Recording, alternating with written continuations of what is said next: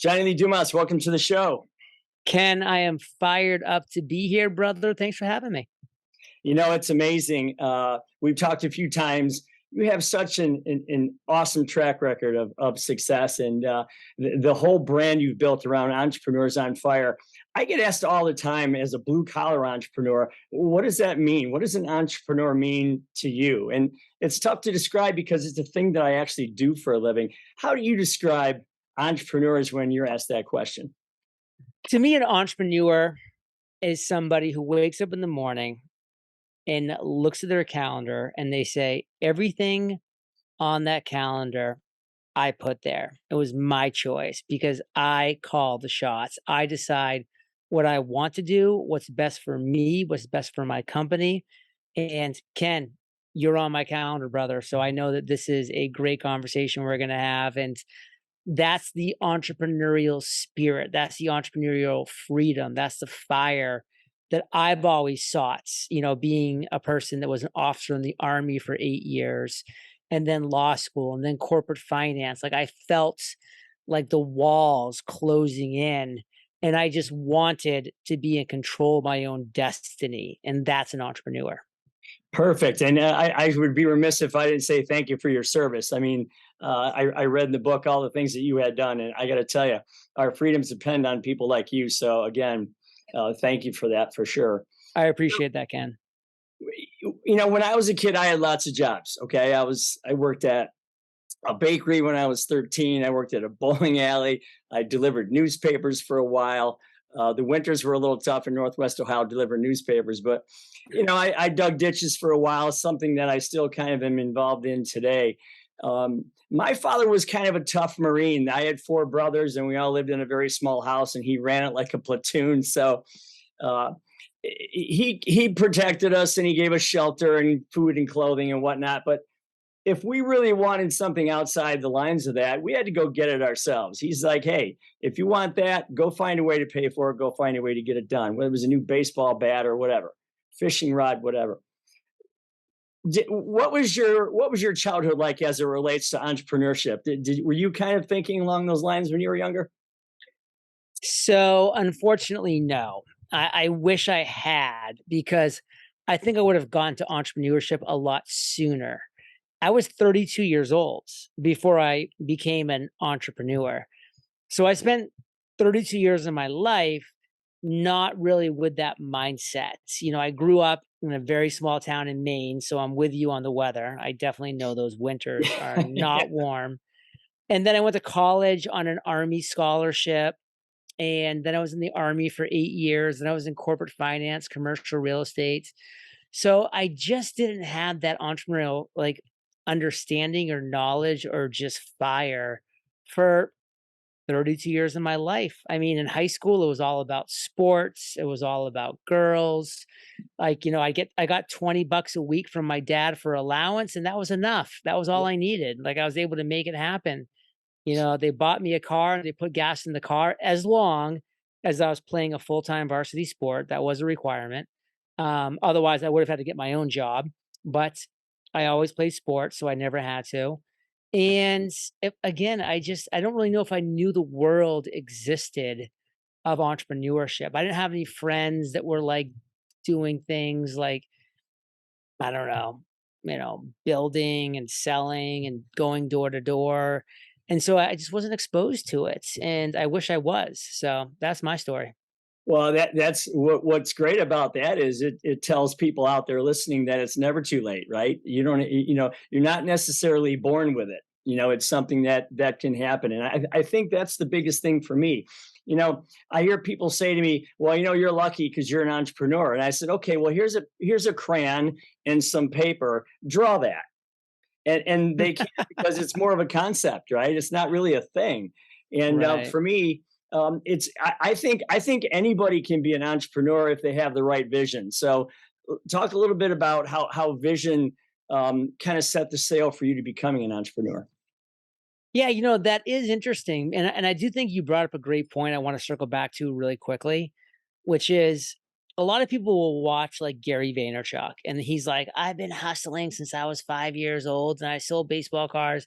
And they think that like if you're not born an entrepreneur, you can't become an entrepreneur. That's just not true. Like Gary's a very successful entrepreneur. God bless him. He was born an entrepreneur. That's awesome. I was not. And for 32 years, I wasn't. And now I'm like a walking, living, breathing, one of the best examples of entrepreneurship, at least in my space of podcasting. And I didn't, even know about it for 3 decades. So I think that does give people, some hope and some perspective that it's never too late. So, what did you want to talk about regarding vision? Well, for me, I think vision fits into everything. I mean, I don't think you certainly can't drive your car around anywhere without having a plan, a path, knowing exactly where you're going. So how did vision or being a visionary fit into your, okay, I'm going to be this entrepreneur. This is what I want to do, because I don't think you can have one without the other. So, my vision looking back, and this is looking back 10 years ago, because I was 32 years old, I'm 42 now. And I had a vision, but it was a very narrow vision. It was a very focused vision.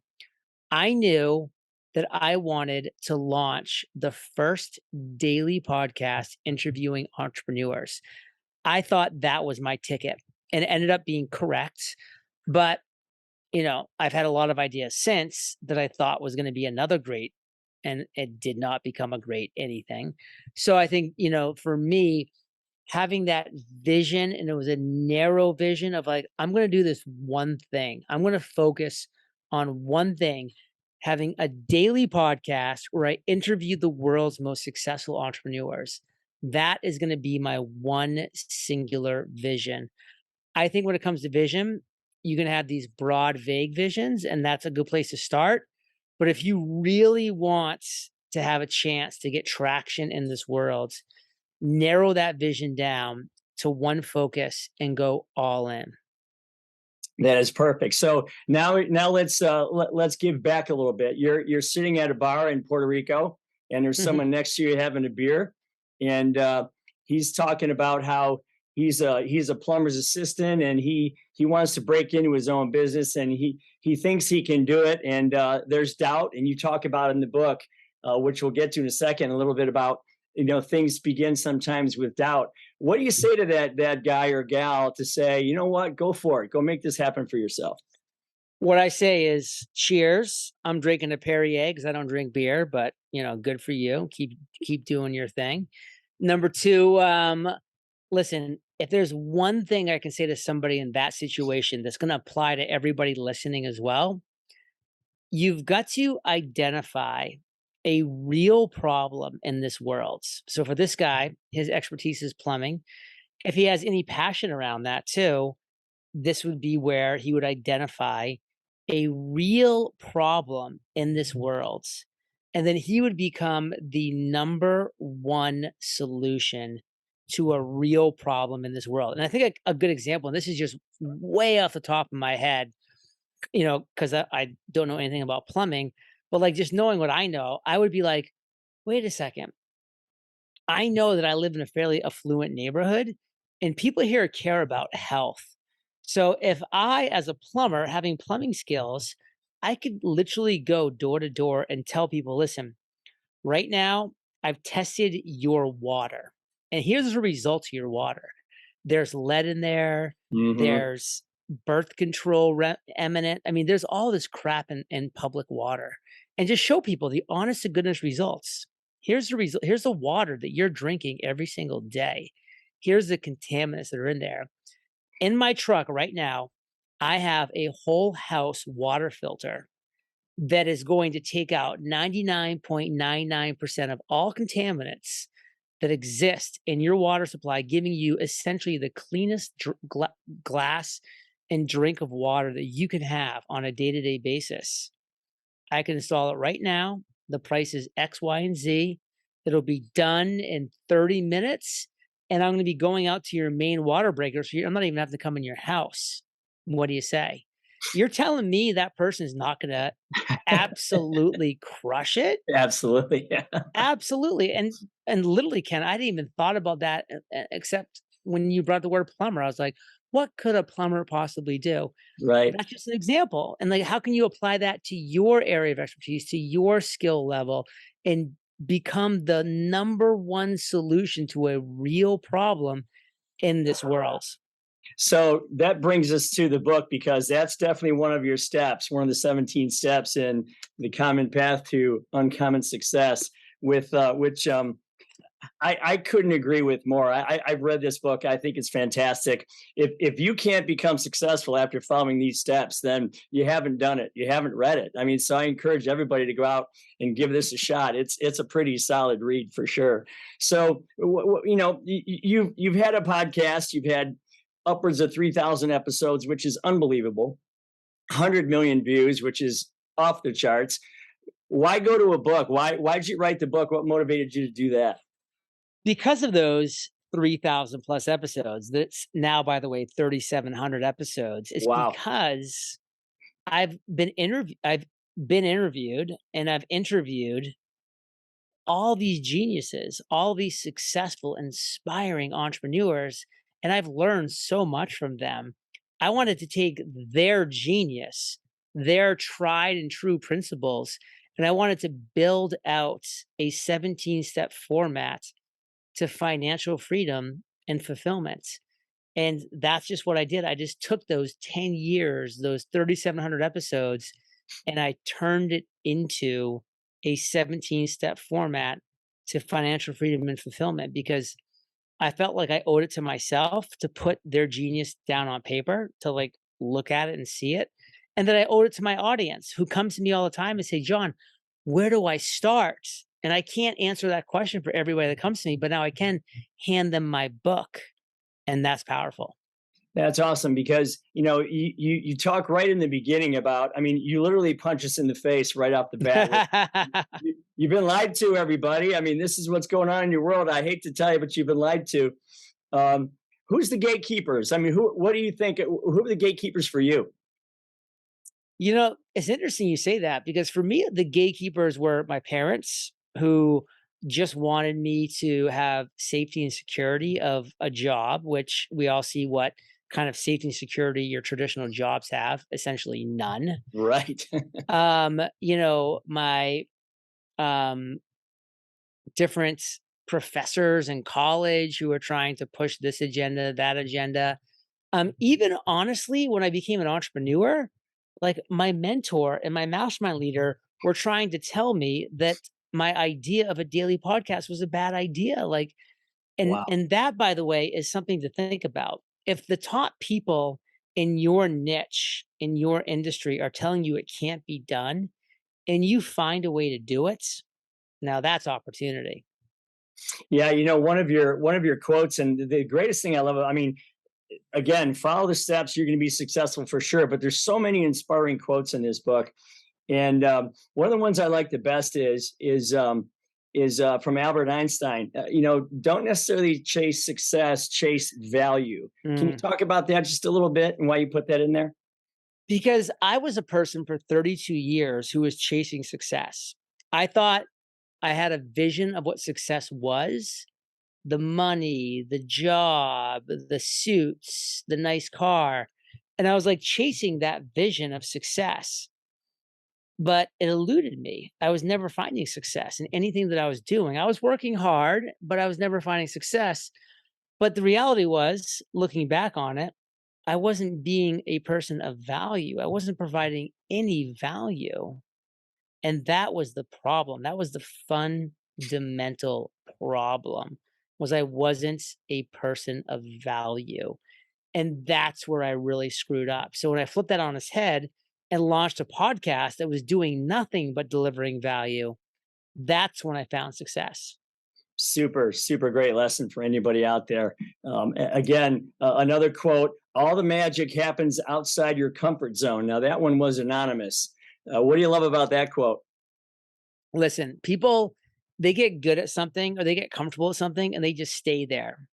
And they wake up 40 years later and they're like, I haven't really progressed. I haven't improved. Well, of course not, because you've stayed within your comfort zone. You've got to challenge yourself. You've got to push yourself. Why do people get strong in the gym because they're pushing their body, their muscles. They're breaking muscles down. They're uncomfortable. They're sometimes even in pain. Like, I like to seek pleasure, but I can tell you, I don't avoid pain. I seek pleasure and I avoid excessive pain. But like when it comes to like running and, weights and, even certain things I do in my business is a little painful. I have to do certain things. I don't like bookkeeping and taxes. Of course, I have people for that, but there's still things I have to do. And it's all about getting uncomfortable, getting outside of your comfort zone, breaking down barriers. And then, by the way, something that you were super uncomfortable with a year ago, like maybe public speaking, you're going to find after time that you're not that uncomfortable with it anymore. And now that's your new comfort zone. You're going to find that next step. What's that next thing that's going to break you out and keep pushing you forward? Excellent. I mean, so rock solid advice for anyone, which leads me to the final quote, which I really like, and I hope you do too. And this one is by Laura Buchanan. And she says, whatever you're not changing, you are choosing. Ooh, How many people could use that advice? How many people could look at that and say, I got to marinate on that for a minute because that's deep. yeah. But if you're not changing, you are in fact choosing. What do you think about that quote? Yeah, let's just kind of stay in the health space a little bit. I mean, for instance, there's 60% of people are overweight in this country. Right. So I mean, the reality is, if you're overweight and you're not changing anything, you're choosing to be overweight by not change. If you're just doing the same thing every day, you're waking up, taking a shower, going to work, coming back home, sitting on the couch, watching TV, and you're like, I'm overweight. Well, you're choosing to be overweight because you're not changing anything. You got to get up, go on a 3 mile walk in the morning, eat a healthy lunch, have a curfew of dinner at time at night, get to bed early, let your body sleep and recover. Like that's changing your habits, that's changing your routine. And now you're choosing a new reality, which hopefully over time will be not being overweight, being more healthy. Well, just for anyone out there, I know that we're coming to the end of the show here. I talk a lot about comfort, peace, and freedom in my book, and how that is your perfect nirvana, and at whatever level that might be, everyone's vision board is different. Everyone has a different version of what they might think that's like. Let's just pick one of those. You talk a little bit about freedom after a really bad day in Iraq that you had bombs falling all over you and whatnot, and you said, "I will never take my freedom for granted ever again." In your day, in your week, whatever, where do you find yourself being the most free? Honestly, all day. And I did not get here overnight, but I designed this life by choosing this life and by changing things around me to create this life. I feel so free day to day. I am literally doing what I want to do all day, every day. I love having conversations like this with people like yourself. On Thursday, I have 7 interviews for Entrepreneurs on Fire. I'm looking forward to those 7 conversations. I'm about to go take my dog for a 3 mile walk, and I'm looking forward to that because that's what I want to do. That's part of my daily routine, and I love that. So all day, brother. Well, if you think about being an entrepreneur, and I'll close with this, I love the fact that I can control my input, I can control my output, the quality of that output. I can control my time, my schedule, my feedback. I can control my financial gain, and I just don't think you get that, in the 15th floor in some cubicle working for some huge company, and you're a very small cog in a very big wheel. So, again, for anyone out there, John Lee Dumas, amazing book. Make sure you pick it up. Make sure you check it out, and don't just read it and put it on the shelf like a trophy. Read it, highlight it, take notes, and change your life in the process. Where would you want them to find you the most at John? eofire.com is where all the magic happens. I'd love for you to check me out there. My podcast, Entrepreneurs on Fire. Ken, thanks for having me, brother. Oh, it was awesome. Thanks for being here. I really appreciate it.